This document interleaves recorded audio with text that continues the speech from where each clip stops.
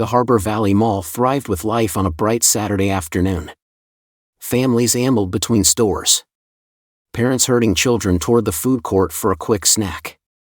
Teenagers laughed and loitered near the arcade. And couples strolled hand in hand, weaving through the colorful displays. The aroma of fresh popcorn mixed with the faint scent of cinnamon rolls from the bakery, creating a comforting backdrop to the bustling scene. Among the crowd, Jack Spencer moved unnoticed. To the untrained eye, he was just another shopper, a man in his late 40s. Casually dressed in a hoodie, jeans, and a red MAGA hat that perched confidently on his head. His laid-back demeanor gave no indication of the truth, that Jack was not just another patron. He was the mall's new owner, having quietly purchased it a week earlier as part of his growing real estate empire. Jack had chosen today to visit the property incognito, preferring to observe operations without the influence of his title. He wanted to see the mall as it truly was, a hub of community life and a cornerstone of the area's economy. As he strolled through the concourse, he admired the diverse mix of stores and the energy of the shoppers. But Jack's choice of hat did not go unnoticed. A few people shot him curious glances, their eyes lingering longer than usual. He felt the scrutiny but brushed it off, confident in his purpose for being there. His hat, a bright red beacon, made no statement beyond personal preference to Jack. But to others, it represented far more. Karen Turner was one such observer. Standing outside her favorite boutique, she caught sight of Jack and felt her chest tighten. The hat stood out like a siren in a sea of casual normalcy, triggering a flood of resentment and indignation.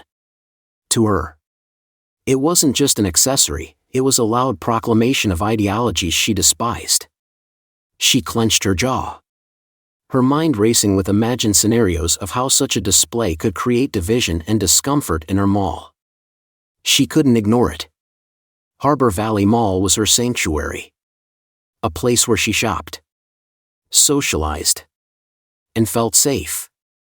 Allowing someone to flaunt such a symbol of controversy was, in her eyes, unacceptable. Karen decided she had to act, not just for herself but for the good of everyone else who might share her unease. Karen's eyes darted around the concourse until they landed on Tom Hayes, a security guard leaning against a railing near the fountain. With her resolve hardened, she marched toward him, her heels clicking sharply against the polished floor. Jack continued his leisurely stroll, unaware of the storm brewing just a few steps behind him. This was not going to be an ordinary Saturday at Harbor Valley Mall. Tom Hayes, a veteran security guard with over a decade of experience, was leaning casually against the railing near the mall's fountain. The gentle splashing of water mixed with the soft hum of voices around him. And for a moment, he enjoyed the rare tranquility of his post. That peace was shattered by the sound of sharp, purposeful footsteps. "Excuse me." Karen Turner's voice rang out, high-pitched and firm. She approached with a determined glare, clutching her handbag tightly. Tom straightened up, recognizing the kind of situation he often dreaded, someone demanding immediate action. "Yes, ma'am," he asked politely, his tone neutral.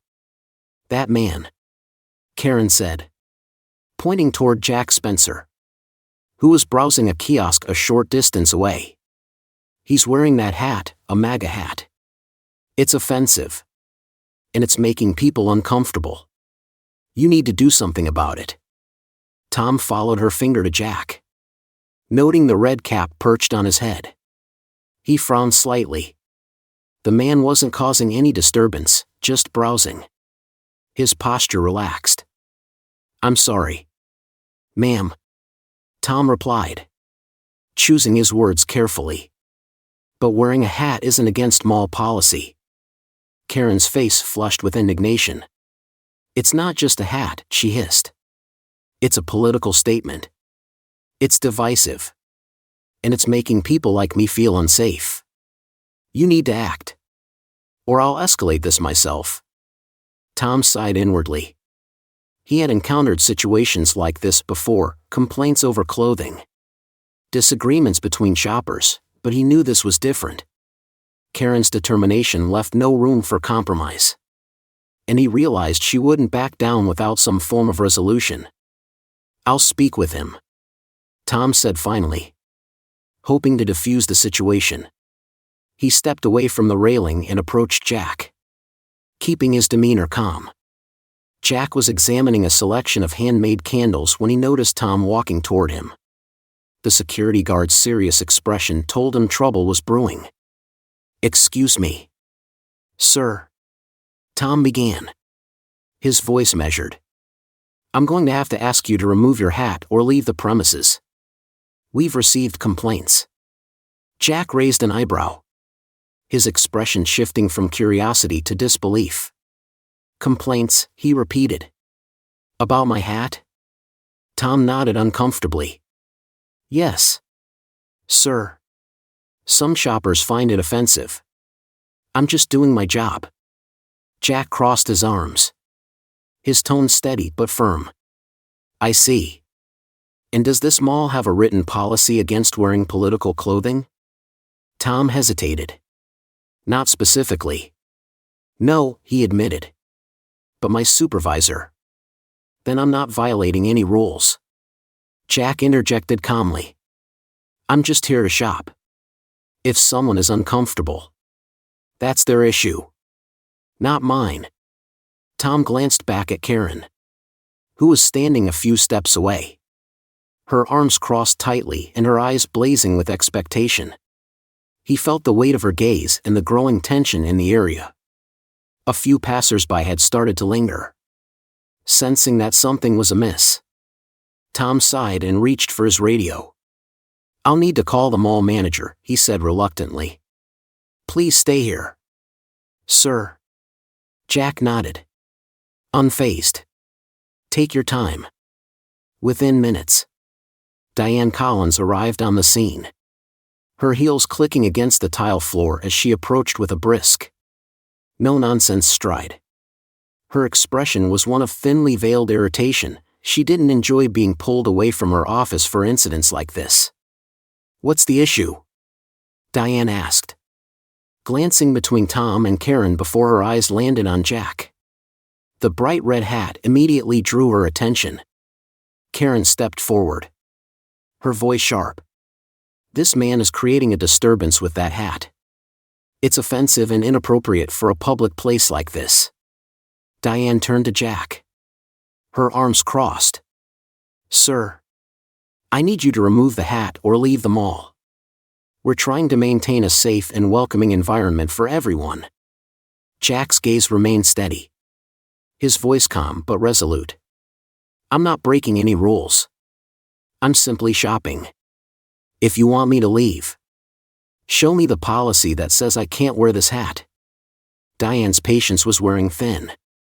It's not about rules, she snapped. It's about maintaining peace. Your presence is making people uncomfortable. And as the manager, I have the authority to ask you to leave. Jack tilted his head slightly, a faint smile playing on his lips. Your authority? You mean your authority to enforce unwritten, arbitrary rules? Diane's jaw tightened. Enough of this, she said sharply. I'm giving you one last chance.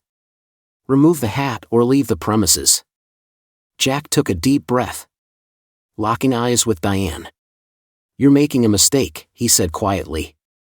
But if you're determined to handle it this way, go ahead and escort me out. Diane motioned to Tom, who gestured for Jack to follow him. Jack complied without resistance, walking calmly toward the exit as a small crowd of onlookers murmured among themselves. Karen watched with a satisfied smirk, convinced she had done the right thing. Diane, however, felt an unease creeping in as she returned to her office. Jack's parting words echoed in her mind, "You're making a mistake." She brushed it off, convinced that her actions had been justified. But deep down, She couldn't shake the feeling that this confrontation wasn't over. Jack Spencer walked toward the mall exit with the measured pace of a man in complete control of himself. His expression remained calm, even as whispers rippled through the small crowd that had gathered to watch the spectacle. He wasn't angry, if anything. He was disappointed, both in the individuals who had instigated the incident and in the unprofessionalism displayed by those who were supposed to maintain order. As the automatic doors slid open, Jack turned briefly to glance back at the mall. The bright neon signs of the stores, the laughter of children in the play area, and the hum of life within its walls were all things he cherished. He'd bought the mall to preserve that energy, to enhance it, and to foster an environment where everyone felt welcome. The irony of being kicked out of his own property was not lost on him. Reaching his car, Jack slid into the driver's seat, took a deep breath, and pulled out his phone. He quickly dialed the number of his assistant, Amanda, a meticulous professional who had been by his side through countless acquisitions. "Amanda," he said, his voice calm but firm. "I need you to pull the full HR policies and staff training documentation for Harbor Valley Mall. Everything, including the security protocols." Amanda didn't miss a beat. "Right away. Mr. Spencer. Is there an issue?" "You could say that." Jack replied with a faint chuckle. "Let's just say the staff here needs a reminder of what professionalism looks like." After hanging up, Jack leaned back in his seat, reflecting on the incident. He hadn't expected to be treated differently because of his hat, but he had also hoped that his staff would be more professional. Their failure wasn't just a personal affront, it was a reflection of deeper issues that needed to be addressed. Jack's thoughts were interrupted by a notification on his phone. Amanda had already sent him a preliminary list of the mall's policies. Scanning through them, he confirmed what he suspected: there was no rule prohibiting political clothing or personal expression, as long as it didn't disrupt the operations of the mall. Satisfied, Jack made a few more calls. He contacted David Sterling, the regional director overseeing the mall, and arranged a meeting for the following morning. Then, he reached out to a legal consultant to ensure that any actions he took would be both impactful and within his rights as the owner. The next morning, the air in the Harbor Valley Mall's conference room was thick with tension. Diane Collins sat stiffly at the table, her hands clasped tightly in her lap. Security guard Tom Hayes sat beside her, visibly uncomfortable, while Karen Turner, the instigator of the previous day's incident, had been invited to provide her perspective. None of them knew why the regional director, David Sterling, had called this urgent meeting. But Diane had an uneasy feeling it had to do with the man in the red hat. The door opened, and David entered, his expression unreadable. Behind him followed Jack, dressed sharply in a tailored suit, a stark contrast to the casual shopper he had been the day before. Diane's face turned pale as realization dawned. Tom's eyes widened, and Karen looked between them, confused. David cleared his throat. "Good morning. Before we begin, let me introduce Mr. Jack Spencer, the new owner of Harbor Valley Mall." The room fell into stunned silence. Diane's stomach churned as Jack took a seat at the head of the table, his calm demeanor unchanged. Karen's face turned crimson as the gravity of the situation began to sink in. Jack surveyed the group, letting the weight of his presence settle in before speaking. "Thank you for being here," he began, his voice calm but resolute. "I want to talk about what happened yesterday. Not because it affected me personally, but because it speaks to a much larger issue within this mall." Diane opened her mouth to speak, but Jack raised a hand, cutting her off. "I don't blame you for not recognizing me," he continued. "That's not the point. The point is the way I was treated, based on assumptions and personal biases. I was escorted out of my own property. Not for breaking any rules, but because of a hat. Let's be clear, that was unacceptable. Karen shifted uncomfortably in her seat. Her earlier smugness now replaced with regret. I didn't mean to. Jack's gaze snapped to her. His tone steady but firm. This isn't just about you, Ms. Turner. It's about the culture we're fostering here. A culture where personal grievances override professionalism and respect. That ends today. He turned his attention to Diane, whose face had turned ashen. As the manager, you're responsible for setting the tone and ensuring your team upholds the values of this mall. Yesterday, you failed, not just me, but every shopper who comes here expecting fair and professional treatment. Diane stammered. Mr. Spencer. If I had known. It's not about knowing who I am. Jack interrupted. It's about treating every customer with respect, regardless of their appearance, beliefs, or background. That is the standard I expect from my properties. And it's the standard you failed to meet. He paused, letting his words sink in before continuing. Effective immediately. Diane. Your employment is terminated. Tom. You'll undergo retraining, as will the rest of the security staff. And as for Ms. Turner, he turned to Karen, his gaze unwavering. You are no longer welcome at Harbor Valley Mall. Karen's face flushed red with embarrassment. But she didn't argue. The weight of her actions was evident. Jack stood, signaling the end of the meeting. This isn't just about accountability, he said.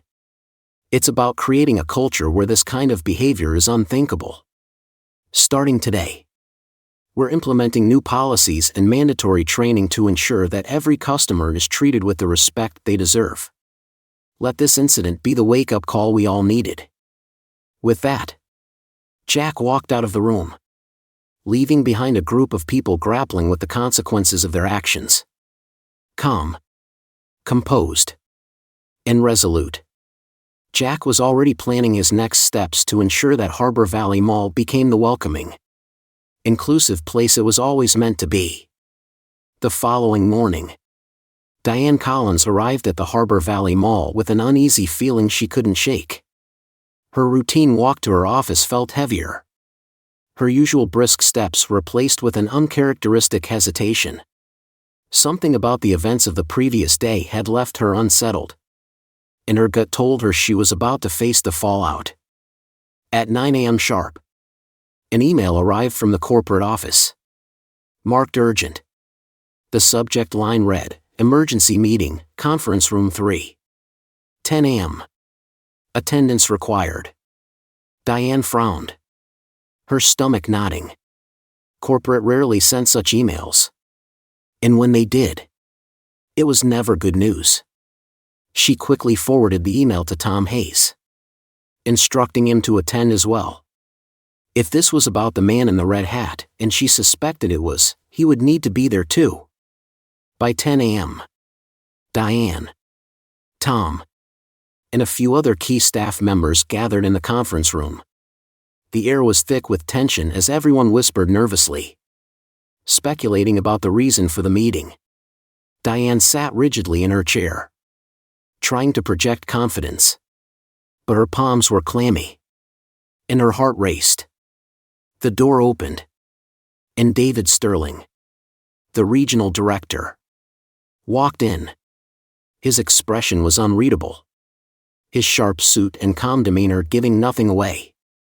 Behind him followed a man Diane instantly recognized, Jack Spencer, the shopper she had personally ordered to be escorted out the day before. Only now, he wasn't dressed in casual clothes and a MAGA hat. He was wearing a crisp, tailored suit, radiating authority.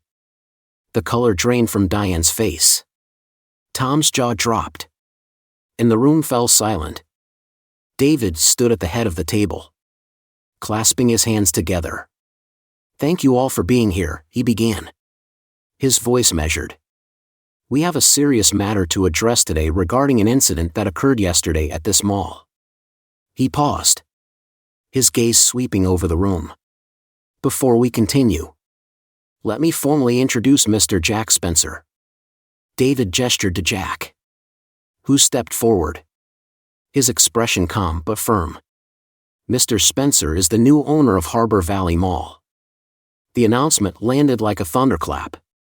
Diane's eyes widened, her mind racing. Tom shifted uncomfortably in his seat, and the rest of the staff exchanged shocked glances. Jack took his place at the head of the table, his tone composed yet authoritative. "Thank you, David," he said, nodding to the regional director. He turned his attention to the room. "Yesterday, I visited this mall to observe its operations as an ordinary shopper.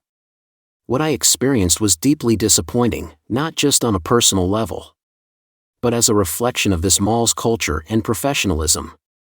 Diane swallowed hard, her voice shaky as she tried to interject. "Mr. Spencer, if I had known..." Jack held up a hand, silencing her. "Stop right there. This isn't about whether you knew who I was. It's about how you treated me as a customer. I was escorted out of my own property, not for breaking any rules, but because of personal biases. That is unacceptable." Tom looked down at the table, his face flushed with embarrassment. Diane, still pale, tried to muster a defense. "We were trying to maintain a welcoming environment," she said weakly. "Some customers found your presence uncomfortable." Jack's gaze hardened. "Uncomfortable? Because of a hat? Let me ask you this. Ms. Collins, do you have a written policy prohibiting political apparel or personal expression?" Diane stammered. "Well, no, but..." "Then you had no basis for your actions." Jack cut her off, his tone sharp. "You allowed personal opinions to dictate how you treated a paying customer. That doesn't just violate professional standards, it undermines the very values this mall is supposed to represent." David stepped in, his expression stern. "Diane, as the manager of this mall, it was your responsibility to handle the situation with professionalism and impartiality. You failed to do so, and the consequences of your actions reflect poorly on all of us." Diane's voice cracked as she tried to defend herself. "Mr. Sterling, I was only trying to..." "This isn't up for debate," David interrupted. "Effective immediately. You are terminated from your position as mall manager." The room fell silent again. Diane's face turned ashen, her lips parted in shock. She opened her mouth to protest but found no words. Slowly, she slumped back in her chair, the weight of her actions crashing down on her. David turned to Tom, his tone softening slightly. "Tom, while you were following your manager's instructions, you also have a responsibility to uphold this mall's standards. You'll be required to attend mandatory retraining to ensure this never happens again." Tom nodded stiffly, his face red with shame. "Yes, sir." "Understood." Jack straightened, addressing the room. "This incident has revealed a deeper issue, a lack of clear guidelines and proper training for the staff. That changes today. We're implementing a new customer respect policy, along with mandatory training for all employees. This mall will be a place where everyone is treated with respect, regardless of their appearance or beliefs." His words hung in the air, and the staff could only nod, too stunned to respond. Diane rose from her chair, her face a mask of defeat, and left the room without a word. As the meeting ended, Jack lingered for a moment, speaking quietly with David about the next steps. The changes he planned to implement weren't just about preventing incidents like this, they were about fostering a culture of respect and professionalism that would make Harbor Valley Mall a welcoming place for everyone. The staff filed out, whispering among themselves, Tom approached Jack hesitantly. "Mr. Spencer. I just wanted to say. I'm sorry. I didn't handle things the way I should have." Jack regarded him for a moment. Then nodded. "Apology accepted. Use this as an opportunity to learn and do better." As Jack left the conference room, he felt a sense of resolve. The incident had been embarrassing, but it had also exposed the flaws he needed to address. This wasn't just about setting the record straight, it was about creating lasting change. For Harbor Valley Mall, the real work was just beginning. The aftermath of the meeting rippled through Harbor Valley Mall like a shockwave. Employees whispered in break rooms. Customers noticed the absence of Diane Collins. And a new tone of accountability began to settle over the staff. For some, it was a wake-up call. For others, it was a warning. Diane Collins had left the premises quietly after her termination. Her departure unnoticed by most except for a few senior staff who watched her walk to her car with her head down. Losing the role she had worked years to attain was devastating. But deep down, she knew she had overstepped. Her inability to separate her personal biases from her professional responsibilities had cost her everything. For Tom Hayes, the fallout was less severe but no less impactful. Sitting at his security station later that afternoon, he replayed the confrontation with Jack in his mind. He couldn't help but feel a pang of guilt over how he had handled the situation. Jack had remained calm and respectful, while Tom had allowed himself to be swayed by Diane's orders and Karen's demands. That guilt transformed into resolve. Tom made a promise to himself to approach his retraining with an open mind, determined to improve his professionalism and judgment. He didn't just want to keep his job, he wanted to do it right. The corporate office moved swiftly to enact Jack Spencer's directives. Within days, signs displaying the mall's new customer respect policy were installed at every entrance and in employee-only areas. The message was simple but powerful. At Harbor Valley Mall, we respect all customers. Our mission is to provide a welcoming, inclusive environment for everyone, regardless of their beliefs or backgrounds. Jack wanted this message to be a constant reminder for staff and visitors alike that the mall was a safe space for everyone. Meanwhile, mandatory training sessions began for all employees, from floor staff to senior managers. The sessions focused on professionalism, de-escalation techniques, and the importance of treating all customers impartially. Real-world scenarios, including one similar to the incident with Jack, were used to challenge employees' biases and improve their decision-making under pressure. Tom attended the first session with a mixture of apprehension and determination. As he listened to the trainer discuss the importance of maintaining a neutral stance in conflicts, he realized just how easily personal biases could cloud judgment. By the end of the session, he felt equipped to handle future challenges with fairness and professionalism. Karen Turner's role in the debacle didn't go unnoticed. Her vocal complaints and demands had been the catalyst for the incident. And when she received the news that she was banned from Harbor Valley Mall, she was furious. She vented her frustrations online, blaming cancel culture and corporate overreach for her exclusion. But as the days passed, Karen began to feel the sting of public opinion. Her posts were met with pushback, with many pointing out that her behavior had caused unnecessary conflict. Stripped of her sense of moral victory, Karen was left to reflect on her actions. The ban from the mall was embarrassing, but it also forced her to confront how her insistence on policing others' behavior had spiraled out of control. The leadership team also underwent a transformation. Rachel Moore, a young and enthusiastic assistant manager, was promoted to interim mall manager. Rachel had always prioritized teamwork and inclusivity, and Jack believed she was the right person to guide Harbor Valley Mall through its period of change. Rachel wasted no time in meeting with the staff, listening to their concerns, and setting clear expectations. She emphasized that the mall's new culture of respect wasn't just about avoiding incidents like Jack's, it was about fostering a positive environment for everyone who worked or shopped there. Change isn't always easy, Rachel said during a staff meeting. But if we're willing to grow and learn, we can make Harbor Valley Mall the kind of place people want to be, a place where they feel safe, respected, and welcome. Her approach earned her immediate respect among her colleagues. And Jack, who observed her progress from a distance, felt confident in his decision. Over the next few weeks, the changes began to take root. Employees who had once been indifferent about their roles now seemed more engaged. The mandatory training sessions gave them the tools to handle difficult situations with professionalism and composure.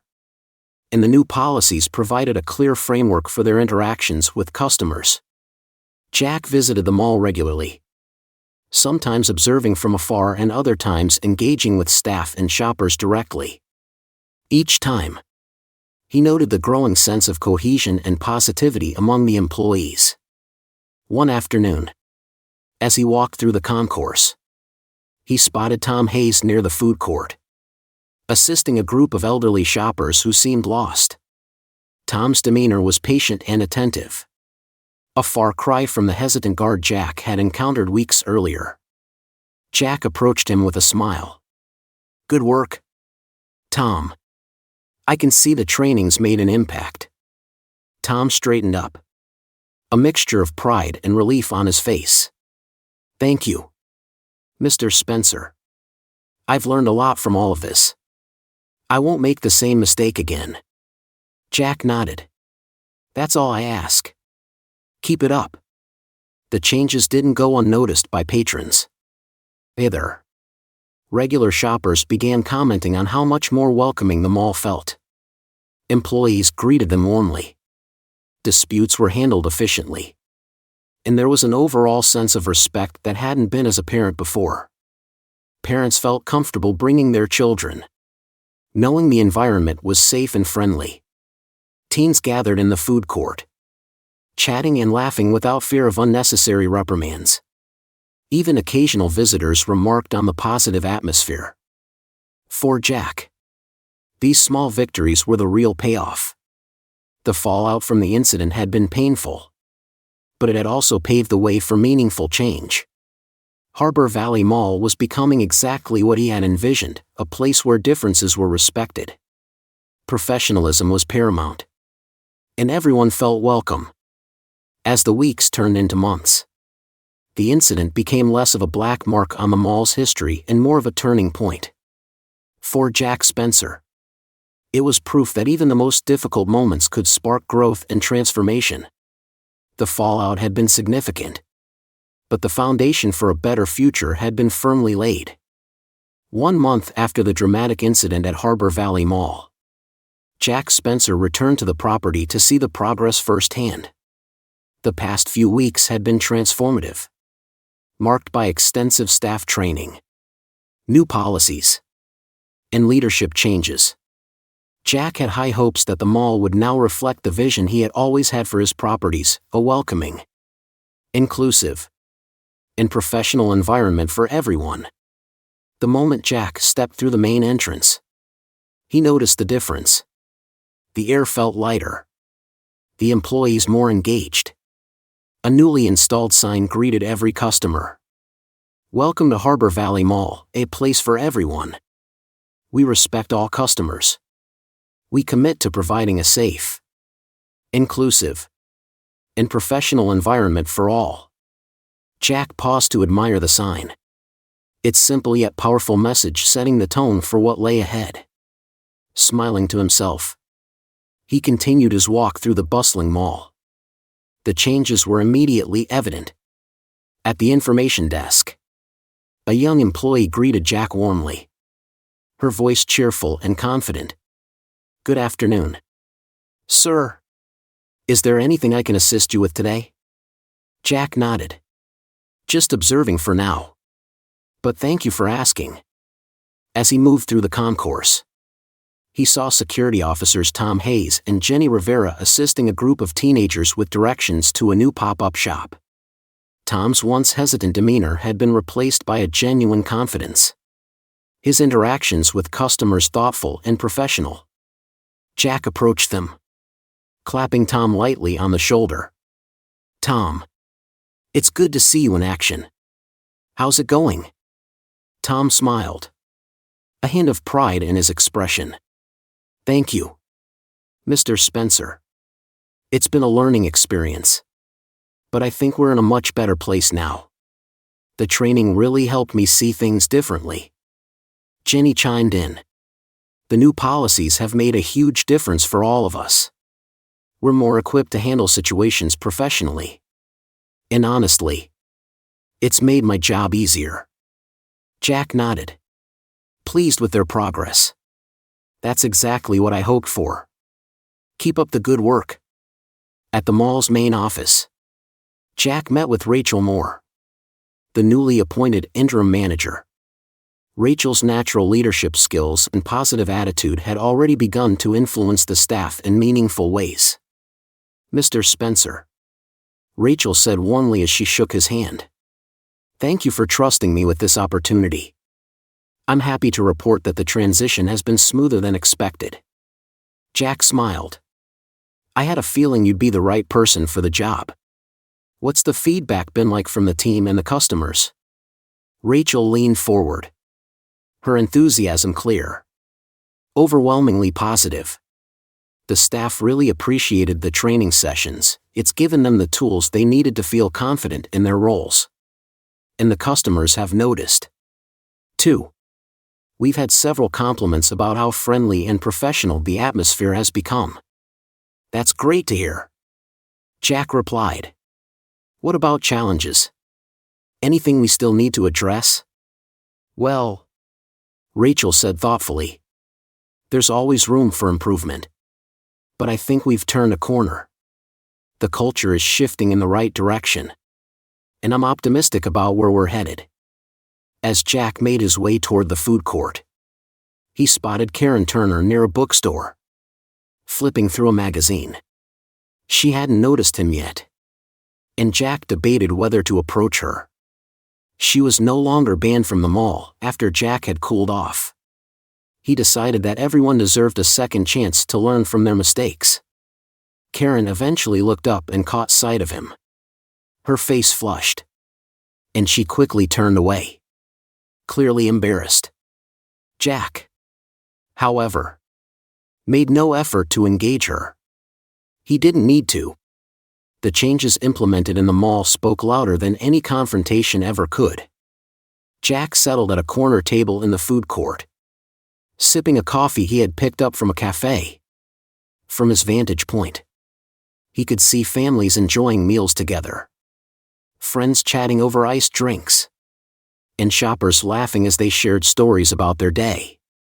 The atmosphere was alive with energy and warmth. David Sterling, the regional director, joined him with his own cup of coffee. "It's a completely different place, isn't it?" David said, his tone optimistic. Jack nodded, scanning the lively scene. "It's exactly what I wanted this mall to be, a place where people feel comfortable and welcome, no matter who they are or what they believe." David smiled. "I think the staff needed to hear it directly from you. Your all-staff meeting made a huge impact. They saw that you weren't just handing down orders, you genuinely care about the culture here." Jack leaned back, his gaze thoughtful. "That's the key, David. You can't just demand respect, it has to be built into the foundation of everything you do. This isn't about perfection. It's about setting a standard and working toward it every day." As the day wound down, Jack took one last walk through the mall, stopping to chat with employees and thank them for their hard work. Many expressed gratitude for the changes, sharing how the new policies and training had not only improved their jobs but also strengthened their sense of community. Before leaving, Jack stood at the mall's entrance, looking out at the bustling concourse. The incident that had sparked these changes was now firmly in the past. But its lessons would resonate for years to come. Harbor Valley Mall wasn't just a place to shop, it was a testament to what could be achieved when professionalism, respect, and inclusion were made priorities.